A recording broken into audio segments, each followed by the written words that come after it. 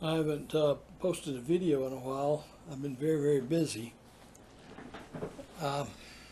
Living here in Central Florida, where storms can often cut power for a long time. I say a long time, a week or more.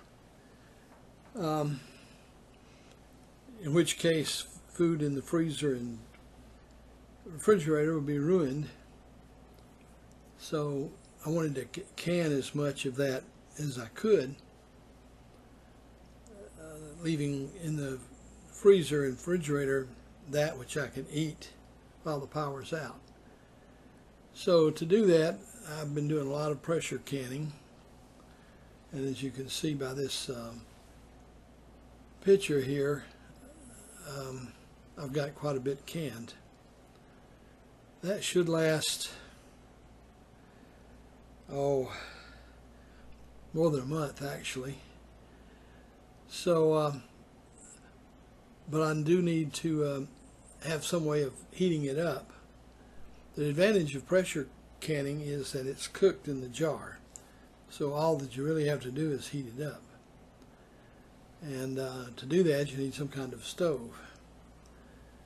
In trying to decide what I might use as a stove, since my house is total electric, I decided to go with a alcohol stove. The main reason for that is that in enclosed spaces, if I'm using ethanol, the fumes are not too bad, and it doesn't smoke. Since I live alone, it wouldn't take more than 5 minutes to heat up a pint of whatever I pulled out of the storage. But if you buy denatured alcohol, it's going for about $25 a gallon. That is denatured ethanol. I would not use wood alcohol or any other form of alcohol because of the fumes that would build up inside my enclosed space. So it has to be ethanol. And I have no idea what they denature this ethanol with. So that I would not want to use for my main fuel supply for two reasons. It's very expensive, and secondly, I don't know what fumes it would release. So I'm making my own ethanol. The maximum percentage that you can get by multiple distillations is 90%. And that's hard to achieve. But I could get 100% by salting out the remaining water, or using modular sieves to do that. In terms of experimenting with my stove, it will actually ignite and heat with as little as 70% alcohol. But that leaves a lot of water in the stove that's got to evaporate off. I'd rather go to 90% or 80%. So that's what those are parameters I'm working with. But anyway, all this is time consuming, so I've not done other videos, although the recent political events has me chomping at the bits to cover some of that. But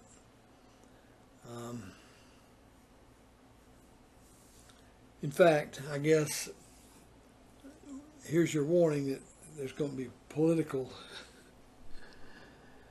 discussion after this, or at this point. I was glad to see Biden step down as a candidate. Kamala Harris is a very intelligent and well-educated woman who was, and I believe I'm correct in saying this, she was at one time the Attorney General for for the state of California.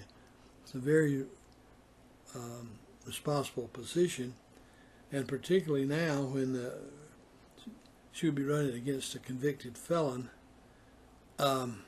Somebody with a law and order background, I think, would be just what we need. All right, politics is up.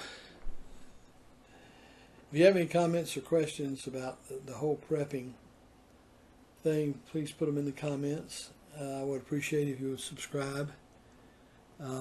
If you like the video, or this video or any others I do, please hit like. And happy prepping.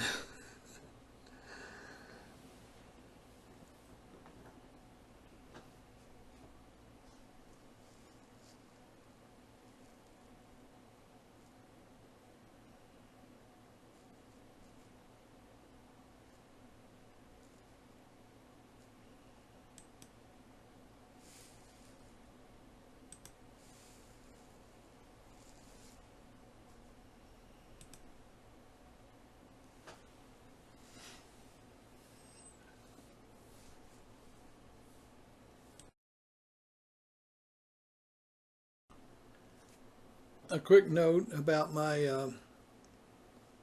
EcoFlow Delta 2. That's one of the cheapest versions of that, what they call a battery generator. It's not enough to run any major appliance for any length of time, but it is enough to keep my cell phone and internet up and running so I can stay in communications. So that's the main use for that. In the meantime, I'll use it for a mobile power supply for tools.